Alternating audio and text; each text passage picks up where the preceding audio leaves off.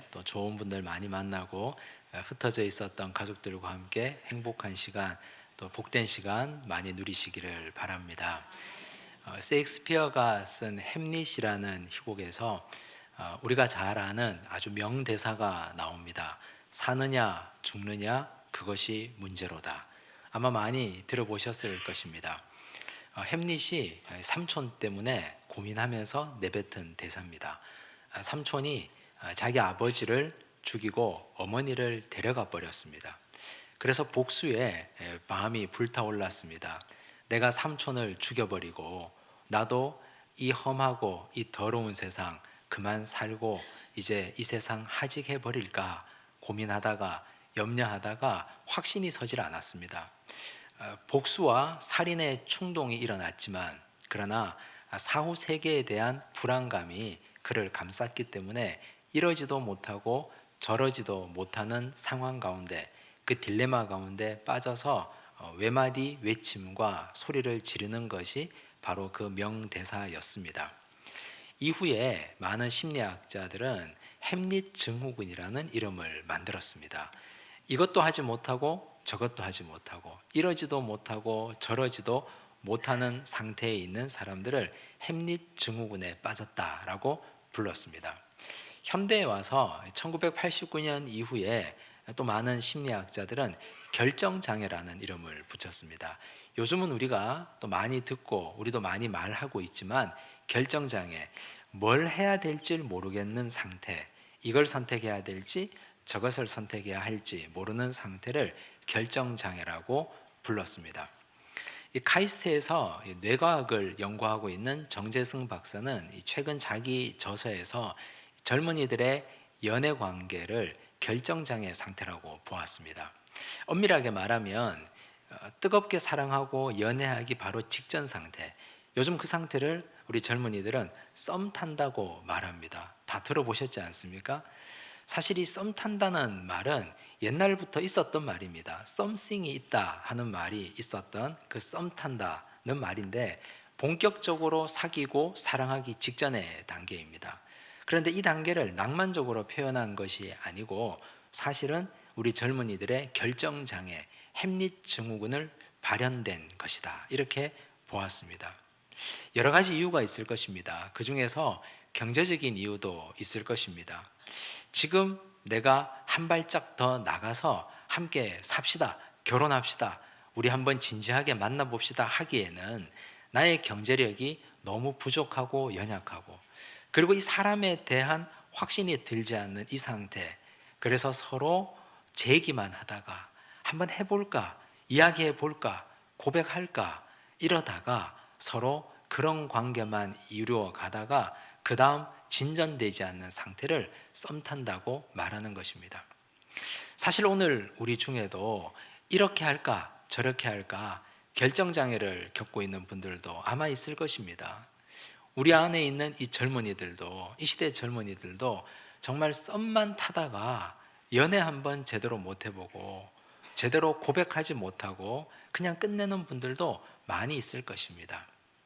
오늘 우리가 읽은 이 본문에도 햄릿 증후군, 결정장애를 겪고 있는 사람들이 나옵니다. 하나님께서 이들을 어떤 마음으로 바라보시고 하나님께서 이들을 어떻게 치유하고 고쳐가시는지, 또 하나님의 사랑을 받은 자들이 어떻게 그 기대에 부응해야 하는지를 오늘 말씀을 통해서 함께 배워가기를 바랍니다. 이스라엘 백성들의 삶의 자리가 길갈에 있다가 실로로 옮겼습니다. 길갈은 지도에 보면 이스라엘 공동체의 동쪽에 있습니다. 동쪽에 치우쳐져 있다가 이제는 가나안 땅 한복판으로 옮겨왔습니다. 하나님의 성막 회막이 가나안 땅 중심에 들어왔다는 것은 이제는 본격적인 가나안 시대가 열렸다는 증거입니다. 하나님의 성막이 옮겨옴으로 이제는 이 땅의 정복도 다 끝났고 분배도 끝났으니 이제는 하나님의 백성답게 살라 하는 하나님의 뜻이 들어 있습니다. 그런데 오늘 본문 2절 말씀은 그것과는 좀 상반되는 이상한 말씀이 나옵니다. 2절을 함께 읽겠습니다. 그러나 이스라엘 자손 중에 그 기업의 분배를 받지 못한 자가 아직도 7지파라. 이상하지 않습니까? 우리가 알기로 이미 가나안 땅은 정복되었고 그 땅은 12지파가 다 분배해서 가진 걸로 알고 있습니다. 그런데 아직까지도 그 땅을 분배받지 못한 지파가 7지파라니 이게 어떻게 된 일입니까? 보다 더 엄밀하게 말하면 하나님은 이미 그 땅을 12지파에게 다 분배하고 나누어 주었는데 하나님이 경계하고 나누어 주신 그 땅을 올라가서 차지하지 못한 지파가 7지파나 된다는 말입니다. 하나님께서는 여호수아를 통해서 그 지파에게 책망하시고 독려하십니다. 3절 말씀을 보겠습니다. 함께 읽습니다. 여호수아가 이스라엘 자손에게 이르되 너희가 너희 조상의 하나님 여호와께서 너희에게 주신 땅을 점령하러 가기를 어느 때까지 지체하겠느냐? 어느 때까지 지체하겠느냐? 점령하러 가야 되는데 아직까지 머물러 있는 너희 백성들아, 언제까지 지체하고 머물러 있겠느냐? 이 7지파는 머물러 있었는데 그러면 5지파는 이미 땅을 차지했다는 말입니다. 요단강을 건너오기 전에 요단강 동쪽에서 르우벤 지파, 갓 지파, 므낫세 지파 중에 절반이 모세에게 부탁했습니다. 우리가 지금 이 땅을 돌아보니까 요단강 동쪽의 땅이 좋은데 이 땅을 우리에게 주십시오. 그때 모세가 말합니다. 아직 좀 이르지 않느냐? 요단강을 건너가서 요단 서쪽을 다 정복하고 그 후에 돌아와서 이 땅을 차지하면 어떻겠느냐? 그 약속을 모세가 지켰습니다. 그래서 르우벤, 갓, 므낫세 절반 지파는 전쟁이 끝나고 요단 동쪽으로 건너가서 땅을 차지했습니다. 재빠른 자들입니다. 굉장히 판단이 빠른 자들입니다. 유다 지파는 갈렙과 온니엘, 갈렙의 딸 악사의 용기로 말미암아 온 지파가 함께 용기를 냈습니다. 그래서 하나님이 주신 땅을 다 정복하고 차지했습니다. 그리고 므낫세 지파 중에 절반 지파는 여성들이 먼저 용기를 냈습니다. 슬로브앗의 딸들이 용기를 내자 따라온 남자들이 우리가 그냥 있을 수 없다 해서 그들도 하나님이 주신 땅을 차지했습니다. 그리고 에브라임 지파는 시셈이 아주 많았습니다.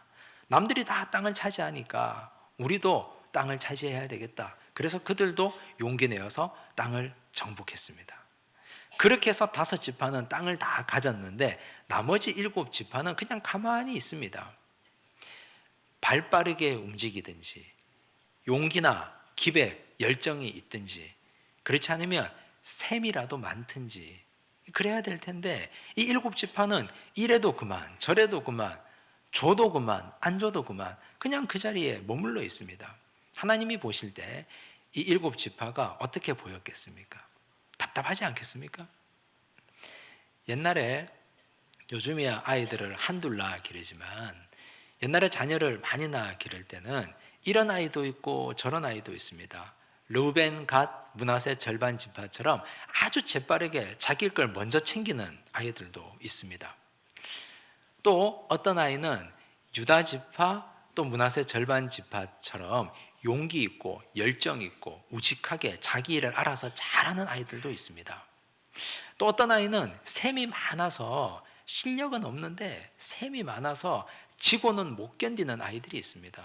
그런 아이들은 부모가 그냥 가만히 놔둬도 자기 할 일 자기가 알아서 잘 해갑니다. 그런데 개 중에는 아무것도 하지 않고 그저 성격만 좋은 아이들이 있습니다. 그냥 이래도 좋고 저래도 좋고 너 이거 할래? 네. 저건 어떠냐? 예, 저것도 좋습니다. 부모가 볼 때는 복장 터질 노릇인 그런 아이들도 꽤 많이 있습니다. 부모는 그런 아이들을 보고 어떤 마음이 드십니까? 그냥 가만히 있는 아이들. 저거 나중에 저러다가 밥 굶기 딱 좋겠다. 그런 아이들도 꽤 많이 있지 않습니까? 오늘 하나님께서 이 7지파를 볼 때 그런 마음이었을 것입니다. 사실 이 이스라엘의 12지파는 야곱이 낳은 12아들들의 이름을 그대로 가져온 아이들입니다. 야곱은 자기 12아들 중에 2명을 너무 사랑했습니다. 라헬이 낳은 2아들 요셉과 베냐민을 편애했습니다. 그런데 나머지 아이들은 사랑하지 않았습니다. 그 중에 특히 2 여종이 낳은 4명의 아들은 지극히 사랑하지 않았습니다. 오히려 미워했습니다. 그래서 차별하고 편애했습니다.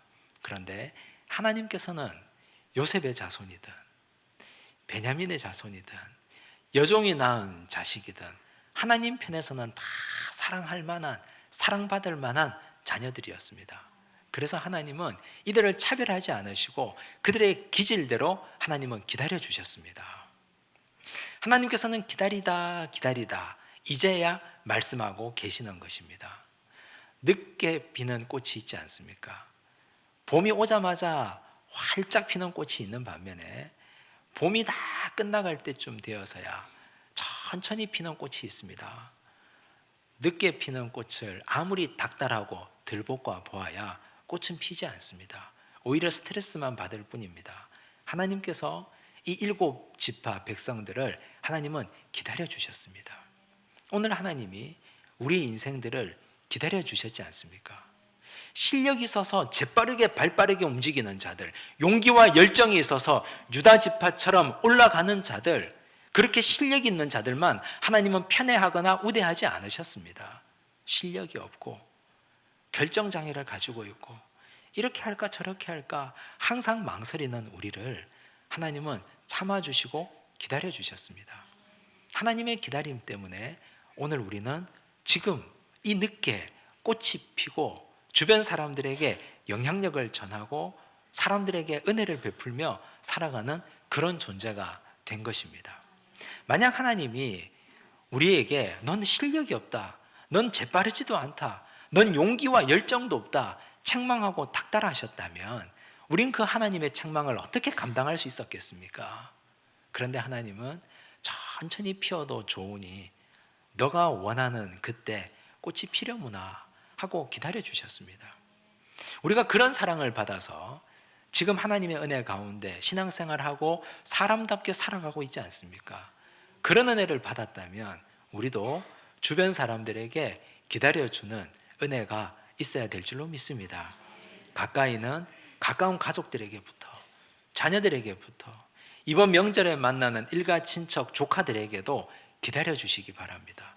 넌 언제 취직할 건데? 넌 언제 시집장가 갈 건데?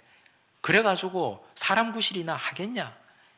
말은 안 하지만 그런 눈빛으로 바라보지 마시고 기다려주시고 참아주시고 인내하신다면 하나님이 우리를 기다려주셔서 이렇게 아름답게 꽃핀 것처럼 우리 자녀들도 가족들도 언젠가는 찬란한 꽃을 피우게 될 날이 반드시 올 줄로 믿습니다. 교회 공동체에서도 마찬가지입니다. 교회 공동체에는 이런 사람도 있고 저런 사람도 있습니다. 저 사람은 도대체 왜 저 모양이냐? 그런 마음을 가질 때가 왜 없겠습니까? 그런데 하나님이 나를 참아주시고 나를 기다려주셨던 것처럼 우리도 길이 참고 기다려주시기 바랍니다. 기도해 주시고 그러면 사람은 시간이 지나며 조금 하나님 은혜 가운데 변화될 것입니다. 선교사를 보내고도 마찬가지입니다. 선교사를 보내고 당장 결과를 요구한다면 그 선교사가 어떤 결과를 내줄 수 있겠습니까? 속일 수밖에 없지 않겠습니까? 보냈다면 기대하고 기대한다면 기도하고 그러면서 참고 견디고 기다려주면 반드시 시간이 지나면 아름다운 열매로 보답하고 화답하리라 믿습니다. 그런데 하나님께서는 이 이스라엘의 7지파, 속 답답하고 속 터지는 7지파를 기다리시면서 이들에게 꼭 필요한 맞춤 처방을 하셨습니다. 이들을 만약 하나님이 말씀하지 않고 가만히 내버려 두면 천년만년 늘어질 것입니다. 원래 성품이 그렇기 때문에. 그래서 하나님은 이들에게 분명히 처방해 주셨습니다. 갈 길을 요목조목 요렇게 하라고 하나님이 그 길을 세밀하게 알려주셨습니다. 4절 말씀을 보겠습니다. 함께 읽겠습니다. 너희는 각 지파에 3사람씩 선정하라. 내가 그들을 보내리니 그들은 일어나서 그 땅에 두루 다니며 그들의 기업에 따라 그 땅을 그려가지고 내게로 돌아올 것이라. 우선은 각 지파별로 3명씩을 뽑으라 했습니다. 7지파니까 21명 아닙니까? 그리고 너희들 가만히 있지 말고 일어나라 했습니다. 그 땅을 두루 다니며 그림을 그려오라 했습니다.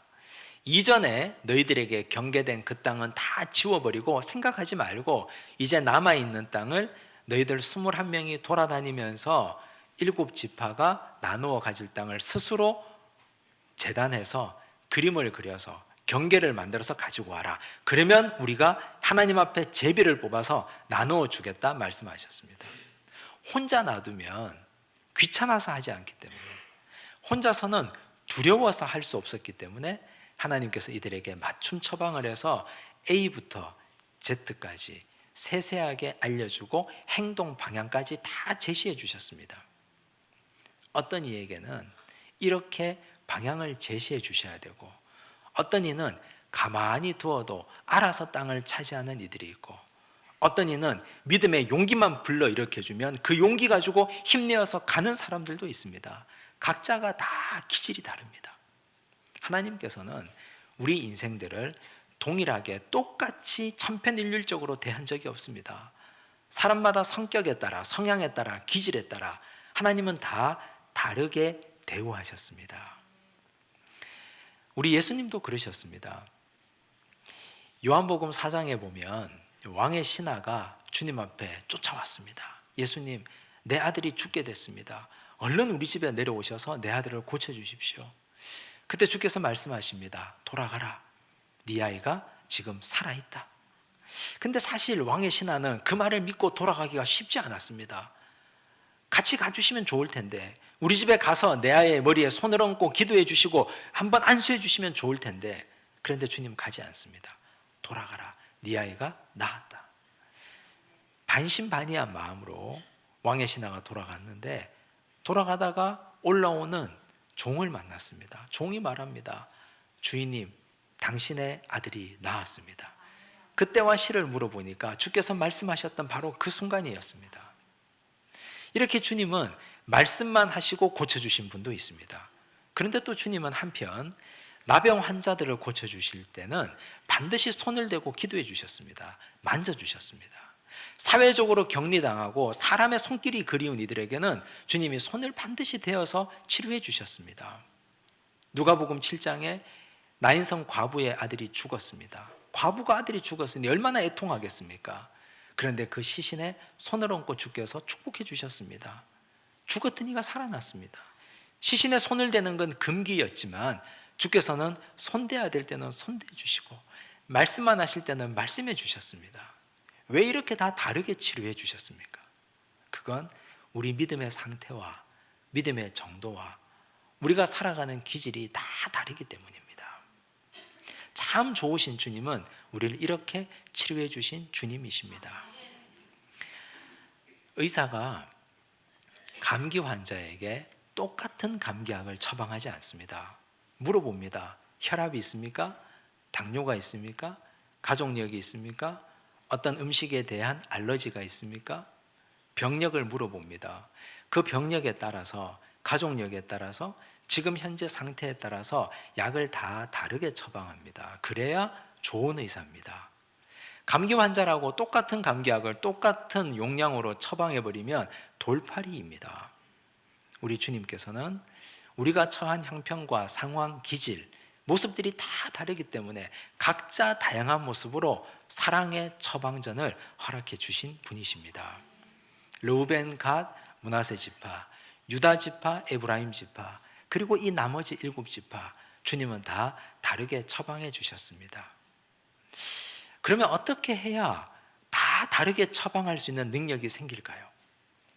우리는 가까이 있는 가족들, 우리 주변의 사람들을 보며 천편일률적으로 대하지 않고 다 다르게 그들에게 사랑을 줄 수 있는 방법은 무엇일까요? 그건 사랑의 눈으로 바라보면 됩니다. 사랑하는 마음으로 잘 관찰하면, 아, 이 사람은 성격이 이러니까, 이 사람은 성품이 이러니까, 이 사람은 과거의 성향이, 습성이 이랬으니까 내가 이렇게 도와줘야 되겠구나. 사람마다 다 생긴 모양이 다르니까 다르게 처방해 주어야 하지 않겠습니까? 우리 하나님께서 우리 각자를 지극히 사랑하시기 때문에 다 다르게 처방하시고 사랑의 은혜를 허락해 주셨습니다. 부디 오늘도 이 하나님의 사랑을 우리가 깨닫고 배우고 느꼈다면 우리도 주변 사람들에게 이런 사랑, 다 다른 사랑을 사랑의 눈으로 바라보고 처방하고 베풀 수 있는 하나님의 백성 되시기를 간절히 바랍니다. 하나님께서 이들에게 은혜를 주셨습니다. 너희는 일어나서 가서 그림을 그려 나에게 오라. 그런데 이건 축복이면서 동시에 숙제가 그 안에 들어 있습니다. 6절 말씀을 보겠습니다. 6절을 함께 읽습니다. 그 땅을 7부분으로 그려서 이곳 내게로 가져오라.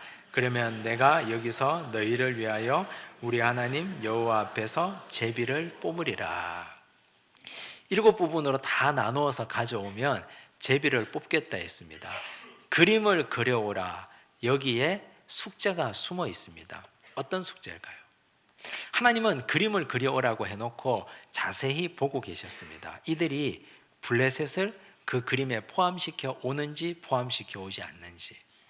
사실 이스라엘 공동체가 차지한 가나안 땅 중에 아직까지 정복하지 못한 블레셋 지역이 가장 위험한 지역이었습니다.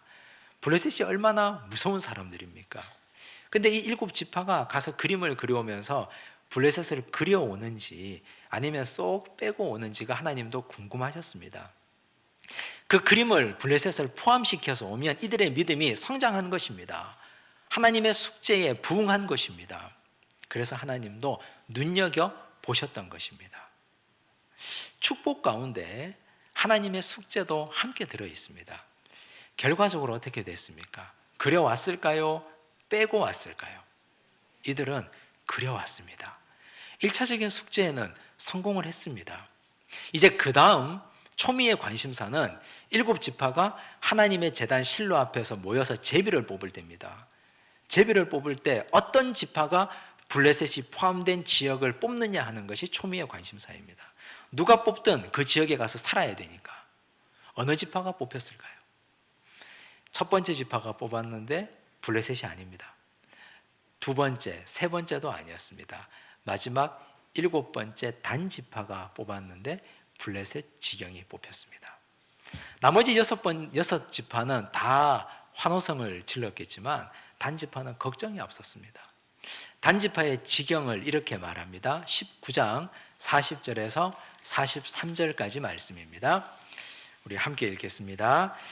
7제로 단 자손의 지파를 위하여 그들의 가족대로 제비를 뽑았으니 그들의 기업의 지역은 소라와 에스다울과 이르세메스와 사알라빈과 아얄론과 이들라와 멜론과 딥나와 에그론과 이 지역은 다 블레셋 사람들이 털을 잡고 살고 있던 지역이었습니다. 단지파가 어떻게 했을까요? 제비를 뽑았으니까 가서 살아야 될 것 아닙니까? 가서 힘차게 그들을 내쫓고 살아야 될 것 아닙니까? 만약 단지파가 그런 용기를 내고 저 혼자는 가기가 힘드니 다른 지파들이여 도와주십시오. 여호수아여 나를 도와주십시오라고 했다면 단지파는 역사의 이름이 길이 남는 지파가 되었을 것입니다. 하지만 단지파는 이 땅을 포기하고 말았습니다.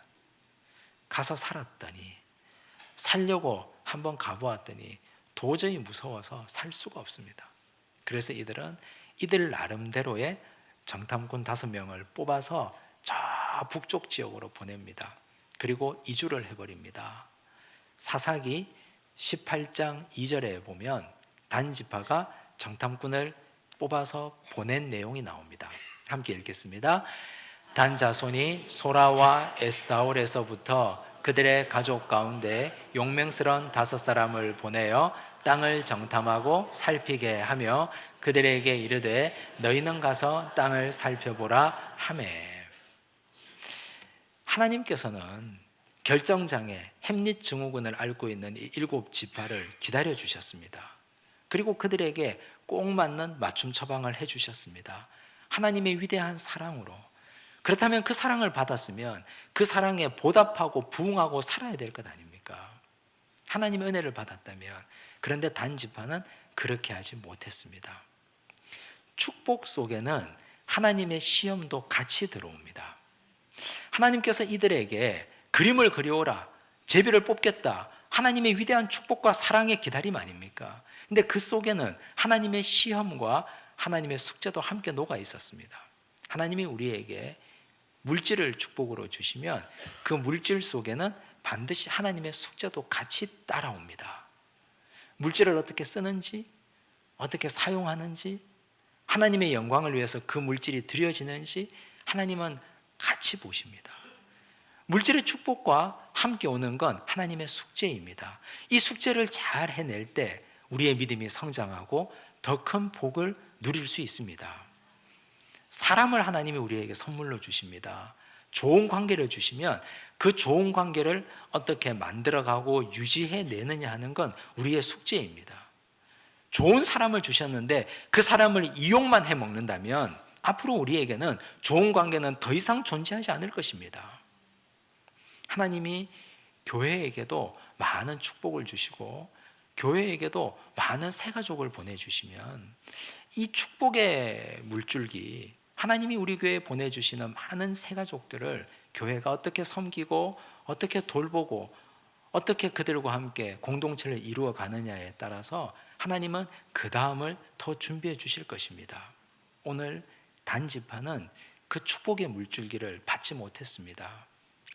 그들이 용기만 내어서 블레셋을 정복하기 위해 가기만 갔더라면 블레셋은 지도상에서 사라져 버렸을 것입니다. 그렇게 하지 못했기 때문에 블레셋은 영원히 이스라엘을 괴롭히는 그들에게 가시 같은 올무가 되고 말았습니다. 오늘 우리가 이 말씀 통해서 기질에 따라 역사하시는 하나님의 은혜, 우리를 기다려주시고 늦게 꽃이 피더라도 참아주시는 하나님의 은혜를 배웁니다. 그 은혜를 배웠다면 그 사랑 잘 간직하시고 맞춤 처방을 해주시는 하나님의 은혜를 기억하시고 우리도 그렇게 사랑을 베푸며 살기 바랍니다. 하나님의 축복 속에는 하나님의 숙제도 함께 있다는 사실을 잘 기억하시고 그 숙제를 함께 풀어가시는 주의 백성 되시기를 바랍니다. 기도하겠습니다. 하나님 아버지 감사합니다. 우리는 재빠르지도 못하고 용기를 내지도 못하고 시샘도 없어서 그저 힘없이 결정하지 못하고 그 자리에 머물러 있던 사람들이었습니다. 실력도 없고 용기도 없고 미련하게 그 자리에 있었던 불쌍한 영혼들을 주께서 긍휼히 여겨주시고 새 힘을 주시고 용기 주시고 방향을 주시고 기회 주시고 기다려 주셔서 감사합니다. 그런 귀한 은혜를 받았다면 그 은혜에 부응하며 살아야 하는데 우리는 그렇게 살지 못했음을 고백합니다. 불행한 단지파처럼 그 땅을 버리고 다시 이주한 단지파처럼 살아가지 않게 하여 주시옵소서. 주여, 우리의 인생이 하나님의 은혜에 부응하며 화답하며 숙제를 잘 풀어가는 귀한 인생, 값진 인생 되도록 역사하여 주시옵소서. 모든 말씀 예수님 이름으로 기도드리옵나이다. 아멘.